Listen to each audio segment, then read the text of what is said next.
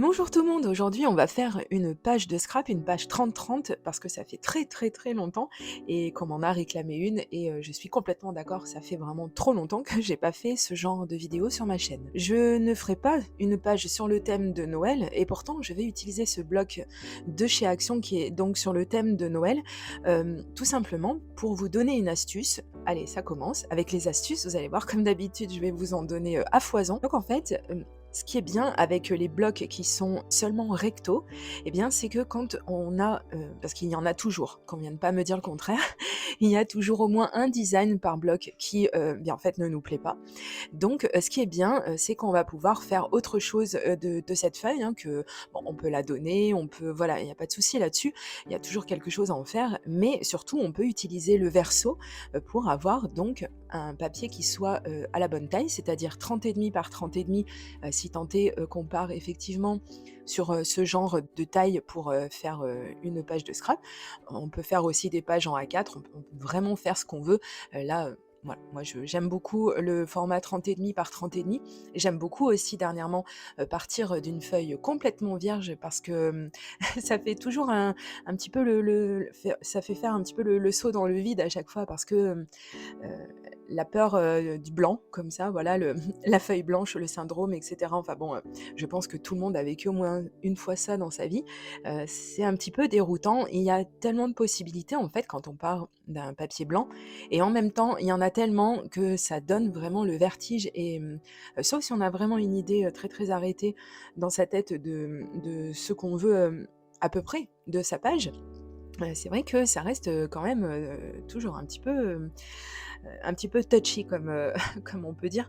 C'est toujours un petit peu délicat de partir d'une feuille blanche, mais c'est un défi, un challenge, il faut, essayer au moins une fois, voilà et se laisser porter par son inspiration, sortir du matériel qu'on possède et qu'on aimerait utiliser ou réutiliser et vous allez voir, ça vient tout seul. En parlant de matériel et comme d'habitude, vous le retrouverez listé sous ma vidéo comme toutes les vidéos que je peux faire. Vous retrouvez toutes les informations dans la barre d'informations. J'espère que je vais retrouver tous les tampons et tout le matériel que j'ai utilisé, mais surtout les tampons, parce qu'il y en a comme les Stampo d'Aladine, qui datent quand même, d'il y a quelques années en arrière et je crains, qu'ils ne soient plus disponibles sur le marché. Un ou des principes, pour, réaliser une page de scrap, c'est un petit peu compliqué dans le sens où déjà ça va dépendre de si vous utilisez une photo ou pas. En général, on utilise une photo, mais il n'y a pas vraiment de règle, hein. Vous avez pu voir sur ma chaîne qu'il y a, des vidéos sur des pages de scrapbooking où il n'y a pas de photo. Voilà, parce que c'est pareil, c'est un défi, où il y a des personnes aussi qui se sentent plus à l'aise quand il n'y a pas de photo.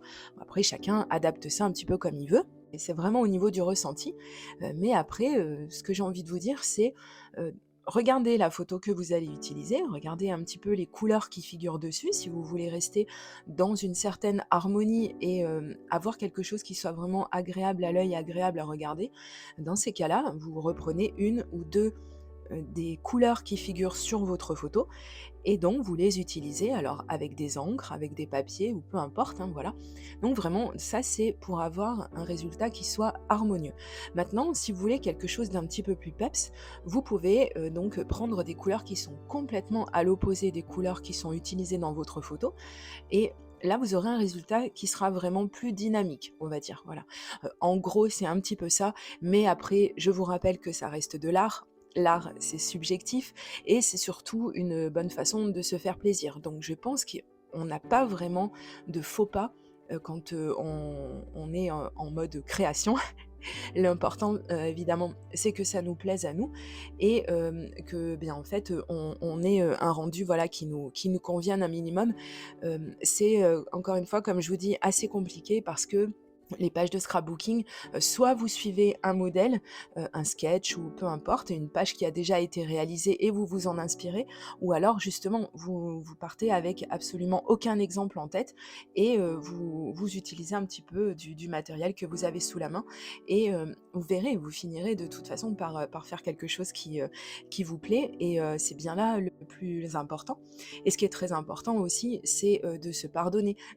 Parce que je vois quand je reprends les premières pages de scrapbooking que je pouvais faire, ou alors là, je m'en cache pas, hein, je copiais allègrement, une page que j'avais vue.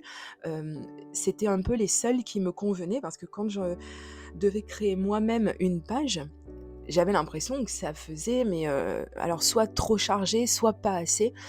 Donc voilà, je vous encourage, si vous n'êtes pas à l'aise avec la technique de la création des pages de scrapbooking, ce qui peut complètement se comprendre, avec cette technique et avec d'autres d'ailleurs, de toute façon ça fonctionne pour tout. N'hésitez pas à copier au début, qu'on vienne pas me dire que: «Ah mais moi j'ai jamais copié qui que ce soit», c'est pas possible. Je croirais pas la personne qui viendrait me dire ça, parce qu'un jour ou l'autre, on a tous copié. Enfin, je veux dire même, les tout premiers, les hommes des cavernes et cetera, ils copiaient sur la nature, voilà, pour faire leurs dessins sur les murs des grottes, ou que sais-je encore. Donc quelque part, on s'est tous inspirés et on a tous copié quelque chose. L'important, c'est une fois qu'on a copié et puis qu'on se sent à l'aise avec la technique, eh bien, à ce moment-là, on prend assez d'assurance pour avoir, son propre style qui va, se créer tout seul, voilà. Donc c'est pour ça qu'au début, il faut, y aller franchement. Il faut, voilà, suivre pas mal de tutos, comme je vous dis, que ce soit pour la création de pages ou pour la colorisation ou pour le art journal ou pour plein de choses comme ça. Il ne faut pas hésiter à suivre des tutos et comme ça, eh bien, vous commencerez à être à l'aise avec la technique et donc vous aurez effectivement, un petit peu plus de marge de manœuvre et une fois que ce sera bien rentré tout ça, eh bien, vous verrez que ça viendra tout seul et que vous finirez par trouver votre style. Je reviens sur le matériel, que j'ai utilisé parce que je papote, mais il y avait quelque chose que je voulais souligner. Ça, les tampons, que je commence à utiliser, qui sont, des tampons de chez Action, c'était la première fois donc que je les utilisais et comme je le fais à chaque fois, j'essaie de faire une entaille en haut, pour pouvoir sortir mon tampon par le haut parce que c'est plus pratique. Depuis que j'ai trouvé cette astuce, je ne fais plus que ça. Mais surtout, c'était des tampons, neufs. Alors ne les cherchez pas dans vos actions parce que vous ne les trouverez pas, ce sont de très vieux tampons, mais des vieux tampons que j'avais achetés, dont je ne m'étais jamais servi. Jamais, jamais, jamais. Voilà. Donc ça, c'est un petit détail. Et pourquoi en fait je souligne tout ça? C'est parce que je me suis rendu compte en le décollant, je me suis dit: «Mon Dieu, mais il est super fin quoi!» C'est-à-dire que vous y allez un petit peu trop fort et vous vous retrouvez avec, 2 tampons pour le prix d'un quoi. Il se casse, enfin bon bref, donc c'est là quand même que je me rends compte que, au moins d'accord les prix ont certainement augmenté comme pour tout, mais au moins niveau qualité, les 3 quarts du temps, on est quand même sur quelque chose de mieux. On a des tampons qui sont un peu plus épais chez Action maintenant, c'est pas toujours le cas, mais souvent c'est le cas et tant mieux, j'ai envie de dire. Donc j'ai, procédé à la découpe de mes, futurs, die cuts, voilà et donc comme vous l'avez vu, comme j'utilise un papier qui est un petit peu épais, et bien quand, je procède à la découpe, j'ai toujours donc la lisière blanche, où on voit l'épaisseur du papier et ça me dérange toujours un petit peu. Donc je vous ai donné la petite astuce qui est mondialement connue, on va dire, de passer donc un feutre noir en fait sur la lisière de votre découpe, voilà, de façon à s'affranchir de cette bordure blanche qui, personnellement, je vois que ça. Voilà. Peut-être que les autres ne voient pas ce genre de choses sur mes créations, mais moi, si je la laisse, que j'ai oublié de l'enlever, je peux être sûre que je vais voir que ça.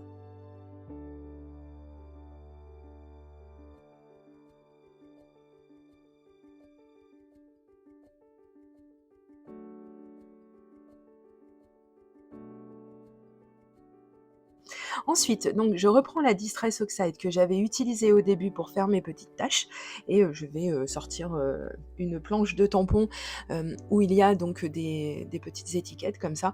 Celle-ci, je suis pas certaine que je vais arriver à vous la retrouver parce que je l'avais trouvée sur AliExpress et pareil, c'est très, très vieux comme, planche de tampons, mais bon, en général, je pense que tout le monde a ou presque a à peu près ça dans son matériel, hein, dans ses tampons, des tampons étiquettes, voilà. Je pense que c'est pas trop un souci.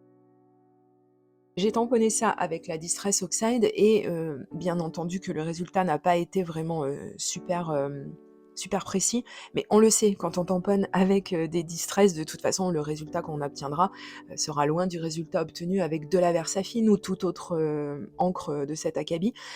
Les Distress sont pas, vraiment faites pour, tamponner, pour avoir les résultats les plus parfaits, voilà. Elles sont faites pour autre chose, elles sont très, très fortes pour autre chose, mais pour ça, elles valent pas un clou. Enfin moi j'aime beaucoup quand même le résultat, hein, justement le fait de ne pas avoir un résultat qui soit vraiment très net et très précis, de temps en temps, c'est bien aussi d'avoir ce genre de choses.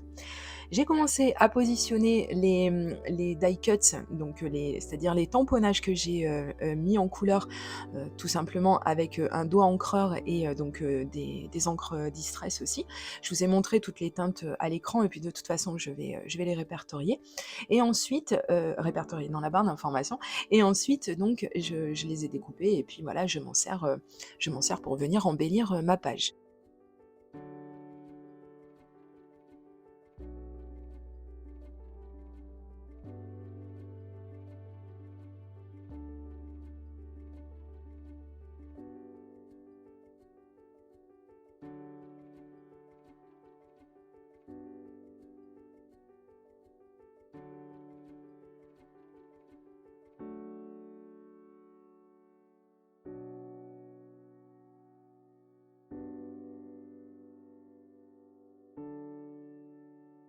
Ensuite, pour donner un petit, côté vraiment très, très doux et très allégé à tout ça, donc je vais sortir une chute de papier calque et là, donc comme ça, on va pouvoir, tester ensemble la technique de l'embossage sur du papier calque. C'est toujours un petit peu compliqué d'embosser du papier calque.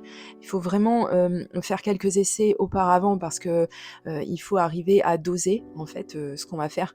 Mais là, je vais essayer de vous donner, les meilleurs, principes pour pouvoir y arriver. Donc déjà, dans un premier temps, je vous conseille, surtout quand vous embossez comme ça, c'est de passer votre petit coussin antistatique sur votre avant de tamponner justement. Parce que donc ça va permettre de faire en sorte que la poudre n'adhère pas aux endroits où on veut pas qu'elle adhère tout simplement.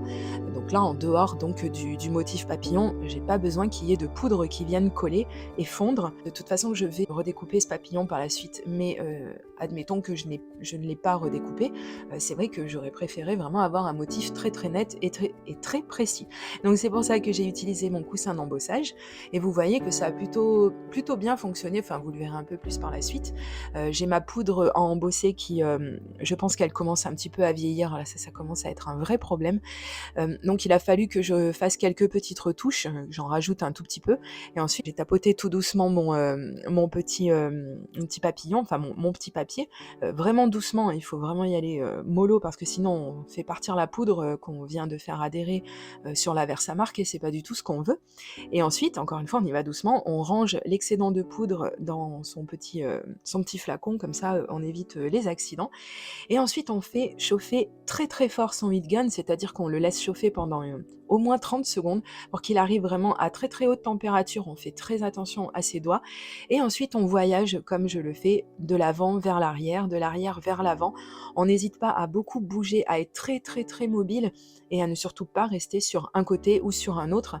Parce que déjà, quand on fait ça sur du papier traditionnel, c'est pas très très bon. Mais alors, sur du papier calque, je vous dis pas, c'est carrément, limite catastrophique.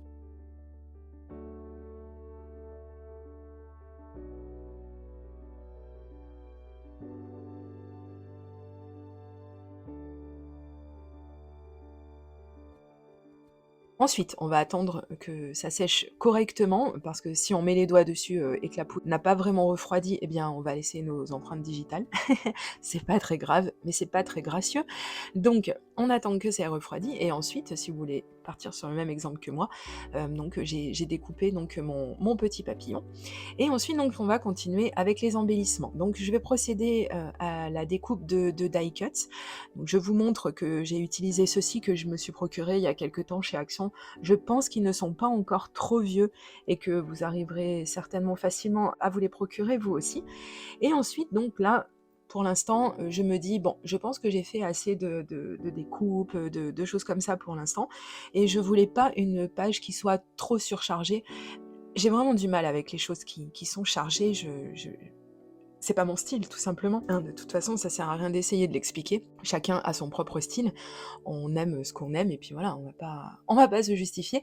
Mais c'est vrai que j'ai plutôt tendance maintenant, à rester sur des choses qui sont vraiment, qui tirent un peu sur le clean and simple, même si là, c'est encore pas ça. Je pense qu'il y a encore peut-être un petit peu trop d'éléments, Je sais pas ce que vous en pensez, vous me direz, mais je pense que là, il fallait pas que j'en mette davantage. Je voulais vraiment, mettre un accent sur les petites feuilles que j'ai, et fleurs aussi, que j'ai mises en couleur et que je voulais absolument dont je tenais absolument à me servir, sur cette page, voilà.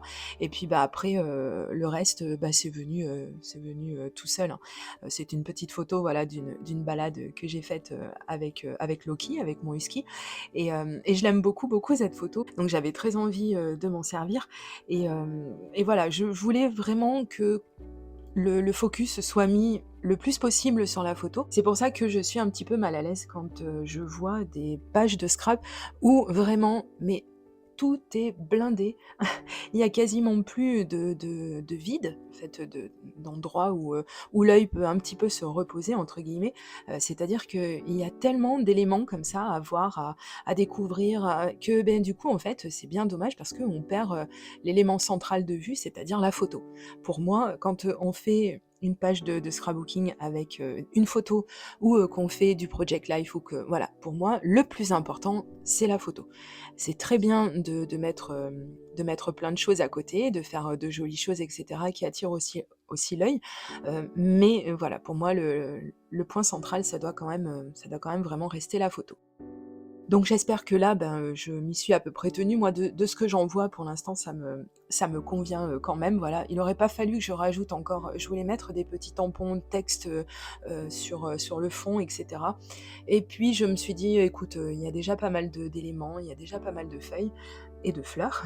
Je sais pas pourquoi j'ai oublié les fleurs et donc je voulais donner un autre, petit accent donc bien, comme d'habitude, hein, j'ai pris, mon stylo Signo, le blanc et donc je m'en suis servie pour venir mettre, des petits points comme ça par-ci par-là sur les die cuts et je trouve ça, vraiment très, très gracieux, c'est très joli et pour, mettre un petit titre si on veut parce que c'est quelque chose que j'aime bien faire, donc j'ai découpé le mot love avec, donc un die et celui-ci je suis pas certaine mais je crois qu'il venait de chez Action, je vais essayer de le retrouver et voilà, j'avais pas vraiment à cœur, de mettre autre chose sur ma page.